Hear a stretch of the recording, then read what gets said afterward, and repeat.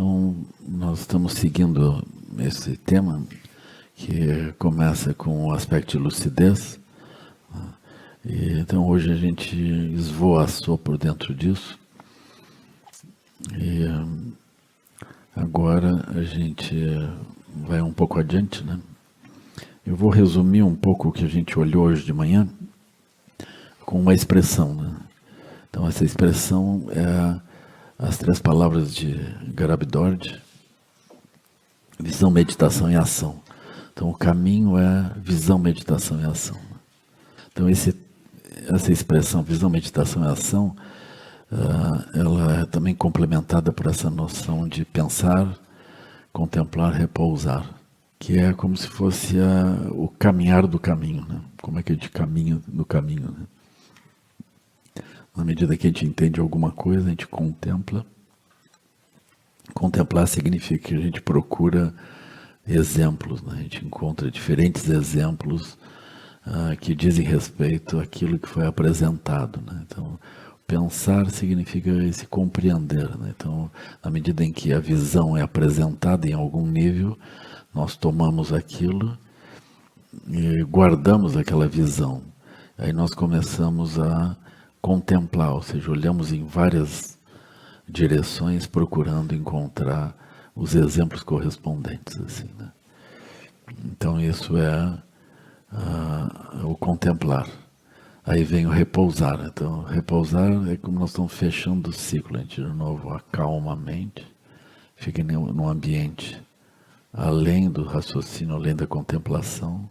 Aí de novo nós focamos o tema correspondente à visão e voltamos a contemplar. E essa acumulação de visão, o pensar, contemplar, repousar, ela vai transformando a visão de mundo. A visão de mundo, na medida que ela se torna mais ampla, ela efetivamente é a régua do caminho, né? Nós avançamos porque a nossa visão se amplia. A gente pode descrever o caminho como algo que começa com a visão da bolha onde nós estamos e progressivamente nós ampliamos a visão. O processo que produz a visão é a sabedoria correspondente, ou seja, a visão nós temos, a gente não tem o conteúdo da visão, mas nós temos a capacidade da visão, porque ela é inerente à nossa própria mente, como ela é inerente à mente dos seres todos. O Dharma corresponde à utilização dessa capacidade de sabedoria primordial. Então, na medida que nós vamos desenvolvendo a capacidade da sabedoria primordial, nós acessamos ao Dharma. O Buda, ele acessa a sabedoria primordial e nos ajuda a ver isso. Quando ele fala, aquilo é um ensinamento a respeito de visão. Aí a gente pode, de repente, ver como ele estava vendo. E o caminho, então, se torna esse, né? Uma vez que a gente vê, a gente contempla, começa a utilizar aquele tipo de visão em várias direções. Aí o mundo vai se transformando. Se a gente olhar o mundo a partir da inteligência que usualmente nós utilizamos, a gente constrói, o nosso mundo é a nossa bolha. A gente olha em todas as direções, que o nosso olhar comum, ele vira a nossa visão de mundo, que é o que acontece também com os cientistas, né? Eles olham o mundo com um certo tipo de visão. Aí passa 300 anos, eles olham de novo, eles veem outras coisas. Então eles vão mudando a forma de olhar, né? Então essa mudança do olhar é o ponto crucial, assim, né? E a transmissão é sempre desse modo. O Buda transmite o conteúdo, mas ele transmite o processo gerador do conteúdo. Ele vai transmitindo isso, né? Quando ele transmite o conteúdo nós não temos, mas nós temos o processo gerador do conteúdo, do Dharma, né? Nós temos essa capacidade da sabedoria primordial. Então a transmissão, ela é dupla, né? Um pouco a gente entende e um pouco nós nos capacitamos a, enfim, gerar esses conteúdos também. Quando o Buda se manifestou, ele se manifestou dentro de um mundo que é diferente do mundo atual. Então, os exemplos e o Dharma se expressam a partir de imagens daquele tempo. Mas ainda assim nós conseguimos pegar, a partir das imagens daquele tempo, a gente pega o processo pelo qual ele gera aquelas imagens. E a partir disso, que enfim é a sabedoria primordial, nos aproximando da sabedoria primordial, nós conseguimos gerar o Dharma que reduz o sofrimento dos nós desse tempo presente, né? Que são, no que diz respeito ao conteúdo, eles são diferentes, mas no que diz respeito à forma, o processo interno é o mesmo. Assim. Então nós estamos nessa aventura, assim, né? Se a gente for olhar com cuidado, não há um Dharma, o Dharma ele não é budista. Está certo que o Dharma funda o budismo, mas o budismo não consegue se apropriar do Dharma. Porque o Dharma ele pertence à natureza búdica que é livre ali de todos os seres. Então todos os seres têm a capacidade de geração do Dharma que elucida e liberta das prisões correspondentes, né? Todos os seres têm essa capacidade. E o Dharma budista, ele vem com uma feição de como ele foi surgindo por dentro das transmissões dos processos todos, né? Ainda que o Dharma budista ele abarque os conteúdos, né? O Dharma budista ele é alguma coisa que é mais estreito do que a natureza primordial. A natureza primordial ela é capaz de produzir o Dharma de qualquer coisa. O budismo ele se associa à natureza primordial, ele elucida a natureza primordial. Quando ele elucida a natureza primordial, o caminho todo que leva a isso, ele é visto como um caminho estreito de algum modo que leva a um nível de culminância, né? Esse nível de culminância ele é maior do que o caminho que levou ele ao nível de culminância. E a gente vai perceber naturalmente que esse nível de culminância ele não pertence a uma tradição. As tradições todas elas são caminhos que levam a isso, né? Então é uma coisa assim. Então a essência da abertura da visão, então o caminho é visão, meditação e ação. Quando a gente acessa de algum modo, recebe de algum modo um nível de visão, a capacidade de visão, o que a gente deveria fazer, na verdade, é atingir a realização da visão correspondente que a gente acessou. Se a gente não tiver a realização dessa visão, ela vai se esgotar lentamente e desaparece. No entanto, ainda que isso seja alertado, de modo geral, nós não entendemos bem o que significa a realização da visão. Ainda que isso seja falado, assim, a gente entende. Bom, a realização é quando então aquilo se torna natural, meu, assim, de dentro, aquilo vem assim, né? Mas a gente não sabe a microestrutura disso, a gente não tem uma clareza. Mas a microestrutura disso é a visão de mundo. A gente precisa entender que, de modo geral, nós privilegiamos o foco da nossa mente, ou privilegiamos o discurso interno que vai brotando dentro de nós, ou privilegiamos as imagens que brotam dentro da nossa mente. A gente considera isso a essência do fluxo mental. Então, se a gente domina esse fluxo das imagens e das palavras e dos sons internos, é como se a gente dominasse a mente. Então a gente tende a controlar isso, a gente tende a gerar um processo lateral que vai controlando o que nós estamos fazendo. Esse processo não vai dar certo. Ele funciona mais ou menos quando nós começamos o caminho que a gente tenta evitar uma coisa e promover outra, né? Mas como vocês já viram, né, como as diferentes tradições religiosas já viram também, essas recomendações sobre o que a gente deve fazer ou deve evitar, elas não têm muita força. Elas geram problemas, assim, né? Vocês podem entrar em qualquer tradição, sempre tem o que deve fazer e o que não deve fazer. Se aquilo desse certo, perfeito, né? Sempre tem um problema, né? A tradição do Antigo Testamento também está lá. Aí o Abraão, ele foi lá, resolveu aquilo, né? Aí nós vamos ter um Moisés seguindo com aquilo, né? E Jeová batendo de cima e os problemas seguem acontecendo, né? Até hoje, assim, né? Já bota milhares de anos aí. Então esse processo é um pouco difícil. A gente podia pensar, mas então como é que é? Se isso é difícil, vamos desistir, né? Mas não é. Vocês vão perceber, por exemplo, que de acordo com a bolha, surge o fluxo mental, surgem as imaginações, as vozes internas, tudo surge de acordo com as bolhas. Essas bolhas, elas não precisam ser sólidas. Elas apenas são as bolhas onde nós estamos. Quando nós estamos, por exemplo, num sonho noturno, o sonho noturno é um exemplo acabado do que seria uma bolha. Nós estamos dentro de uma bolha. A mente segue a bolha do sonho noturno. Então não tem poder nenhum, é uma coisa esvoaçante, assim. Mas ao mesmo tempo, mesmo que ela seja esvoaçante, sem nenhum tipo de realidade, as nossas emoções seguem aquilo, a nossa imaginação segue aquilo, a gente segue por ali. A gente não é capaz de, no meio daquele sonho, dizer, não, eu estou aqui dormindo, aqui é só um filmezinho, fique tranquilo, não vai acontecer nada, né? Se a gente tiver, os medos que a gente tem são medos reais, as perspectivas são perspectivas reais, aquilo tudo fica muito real. Então por que aquilo tem poder? Tem poder porque são bolhas de realidade, né? Então são cenários. Então o fluxo da nossa mente ele é comandado pelo conteúdo subjacente que nós estamos operando naquele tempo, né?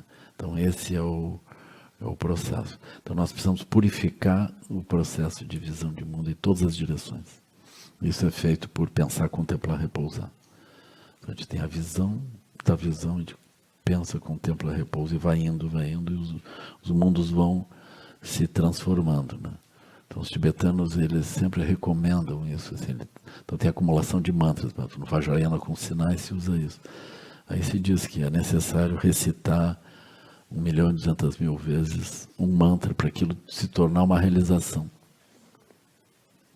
Aí eles vão recitando em todo lugar. Então, na verdade, a recitação não é o ponto, não é nem o mudra e nem a verbalização, mas é a visão se aplicando sobre os diferentes lugares com a sabedoria correspondente que nós estamos utilizando nessa recitação, assim. Isso pode ser feito através de recitação ou não, mas é necessário que, se nós não estamos usando recitação, que a gente use pensar, contemplar, repousar, que é essencialmente o processo, assim. Aqui, como eu estava explicando de manhã, a essência da abertura da visão, vamos supor que a gente está com uma dificuldade, tem um bloco sólido diante de nós. A essência da abertura da visão é olhar todas as experiências reconhecendo o aspecto grosseiro, sutil e secreto, inerentemente presentes. Então a gente olha para as coisas e vê o que é grosseiro, o que é sutil, o que é secreto. Então as coisas comuns deixam de ser coisas comuns, porque na verdade não há coisas comuns. Então não há coisas grosseiras. As coisas grosseiras são coisas sutis. E não há coisas sutis. As coisas sutis são coisas secretas. Então aquilo que começa surgindo como se fosse grosseiro, a gente termina vendo como Dharmakaya, como manifestação direta. Aquilo que a gente vê como objeto, nós terminamos vendo como a mente do Buda. Não apenas o que aparece fora, mas o fenômeno todo do surgimento das aparências do observador na conexão. Isso é a manifestação direta de Dharmakaya, assim, né, que é a própria mente do Buda. Então isso mais ou menos resolve a questão. Depois disso não precisa falar mais nada, né? Aí, o que a gente fala? A gente vai falar então como é que é o caminho. Nós estamos num lugar e aí nós vamos indo, né? Então como é que nós vamos indo? Nós vamos através das 4 nobres verdades, e as 4 nobres verdades são a essência dos ensinamentos preliminares. Então, qual é a necessidade de ensinamentos preliminares? Ninguém gosta de ensinamento preliminar, né? Então aqui a gente não vai chamar de ensinamentos preliminares, aqui é ensinamentos avançados 1. Né?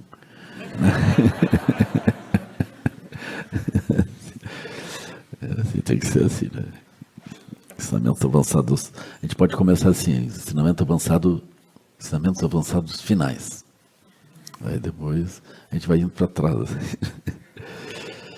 Então, qual é a essência desses ensinamentos preliminares? E por que a noção de ensinamento preliminar? Pelo seguinte, pessoal, eu sei que vocês, eu tenho a sensação que vocês vão esquecer. Fazer o quê, né? Mas eu sou obrigado a falar, eu vou falar que é quase inútil, né? É quase inútil, mas eu falo. Depois eu prometo que eu repito. Está gravando, mas não adianta. De modo geral, não adianta. Mas tudo bem, né? Fazer o quê? É isso, né? Eu fiz um voto não sei quando, não sei aonde. A gente ri, né? Mas é que aquilo, quando a gente diz, parece que não tem muita importância, né? Mas o ponto do ensinamento preliminar é assim, nós estamos numa bolha. Se a gente ouvir os ensinamentos profundos dentro da bolha, eles não vão funcionar. Eles viram um ornamento da bolha. Por exemplo, se a gente diz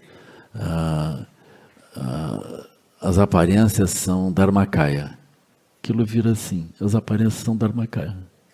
E pronto. E não é isso. As aparências são dharmakaya, pessoal. É uma outra coisa, né? A gente precisaria ser capaz de ver as aparências como dharmakaya. Quando diz as aparências são dharmakaya, a gente precisaria ver. A gente não vê isso, a gente pega isso como se fosse uma informação. A gente pode fazer um glossário. Dharmakaya, o que é? No budismo se acredita que Dharmakaya e as aparências sejam inseparáveis. Está direitinho, para o glossário ficou perfeito. Assim, né? A gente vai ter um dicionário budista, Dharmakaya, né? Aparências. Aquilo está direito, mas aquilo é um conceito que é útil quando a gente está dentro do samsara. A gente quer encontrar uma correspondência àquela palavra, a gente usa isso. Mas essa palavra ela não tem o poder da transformação. E por que ela não tem o poder da transformação? Porque nós ouvimos essa palavra dentro do ambiente da bolha. Se a gente tiver, por exemplo, no 7º passo do nobre caminho, quando a gente ouve as aparências são dharmakaya, a gente diz, uau, as aparências são dharmakaya. Incrível. É assim. Qual é a diferença? A diferença não é a expressão, a diferença é o lugar onde nós estamos quando a gente ouve. Então esse ponto do lugar, ele é muito crucial. O Dudjom Rinpoche, quando eu localizei esse ponto, eu localizei por esse ensinamento de Dudjom Rinpoche, que ele diz, por exemplo, quando nós estamos no bardo de Dharmata, bardo de Dharmata, a gente diz, bardo de Dharmata, eu estou no bardo de Dharmata, que maravilha. Bardo de Dharmata, pessoal, é a parte dura da morte.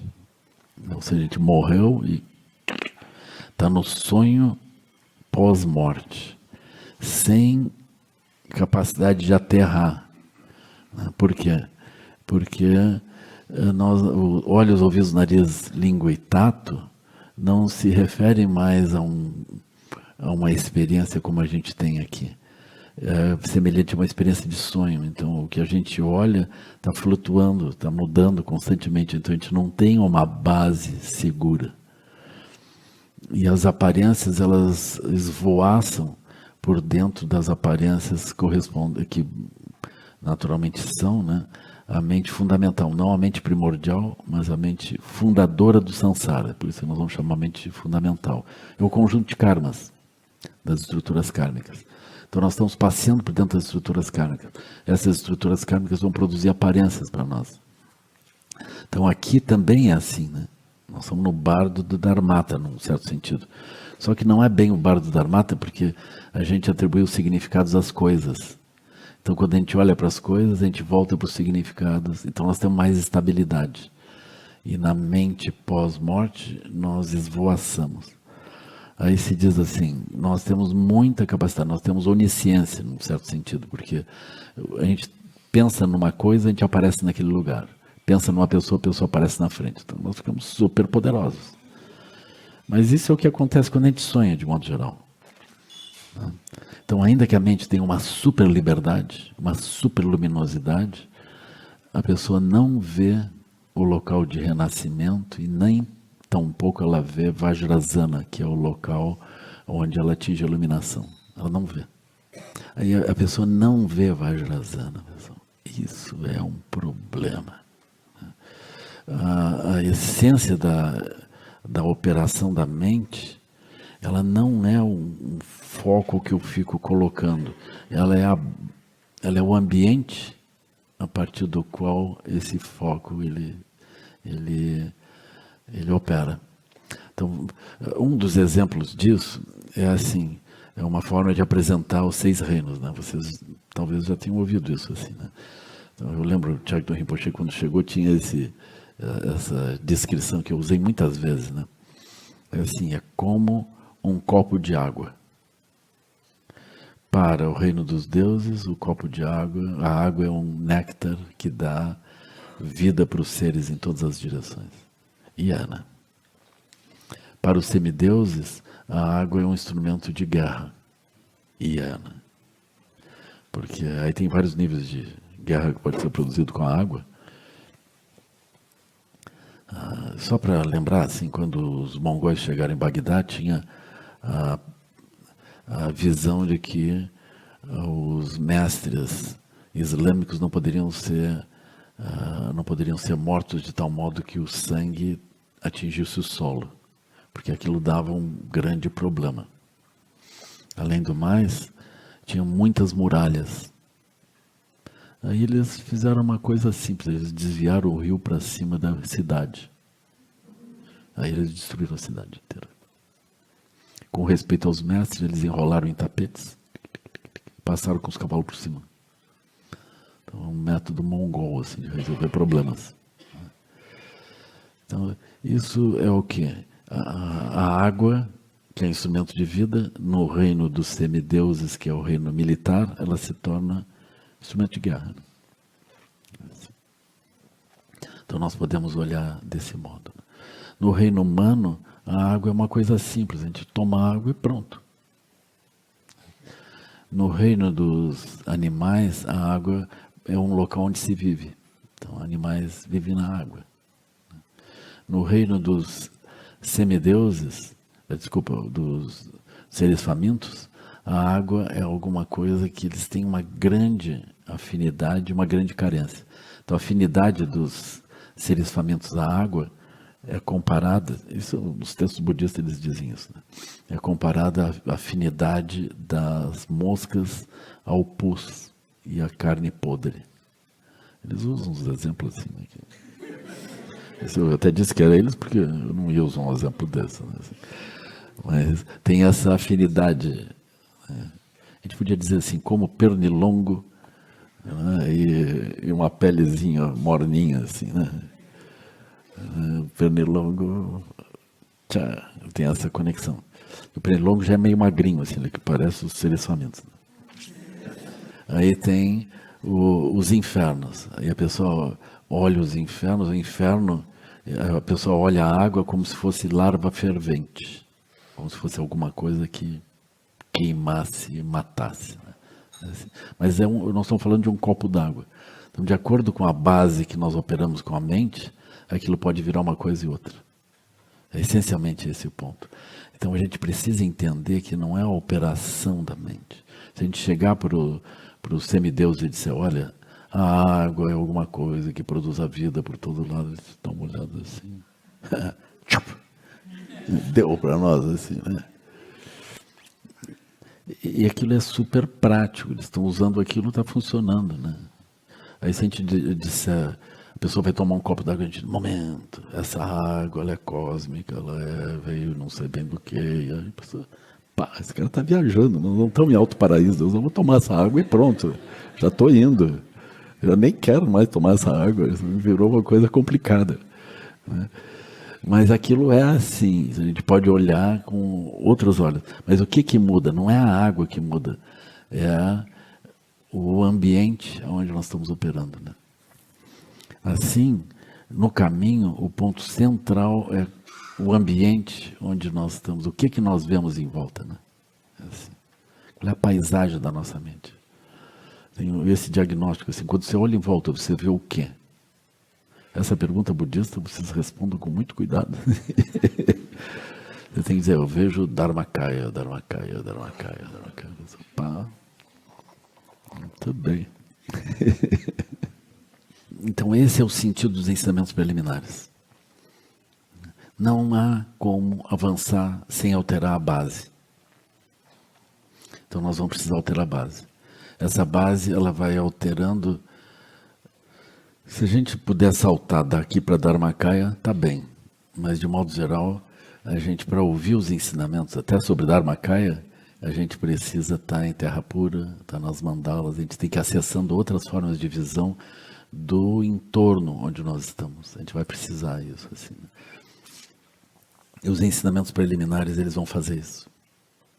Eu vejo também, por exemplo, mesmo que a pessoa entre num retiro, esse retiro pode ser uma semana, um mês, 3 meses, 6 meses, 3 anos, 6 anos, 12 anos. Se a pessoa entrar num retiro e dentro do retiro a pessoa está no samsara, ela vai fazer prática do samsara e vai sair no samsara. Ela pode ouvir o detalhe do detalhe do detalhe. Ela vai transformar o detalhe do detalhe do detalhe num livro, em alguma coisa assim, mas ela não vai ter a realização, porque realização significa o mundo ao redor muda. Não é a mente, nem a descrição, nem o detalhe, nem o conjunto de referências, nem a memória de tudo, não é isso. É a mudança do mundo. Realização é isso. O mundo muda. Quando o olho bate, ele vê diferente. Ele vê outro mundo. Esse processo, ele exige a acumulação. Ou seja, a gente vê e aí a gente começa a ampliar a visão. Aquilo a gente sempre viu de um outro jeito. Agora a gente pega aquela visão, olha de novo, aquilo se transforma. Assim a gente vai olhando em todas as direções. Então esse processo, ele começa com as 4 nobres verdades.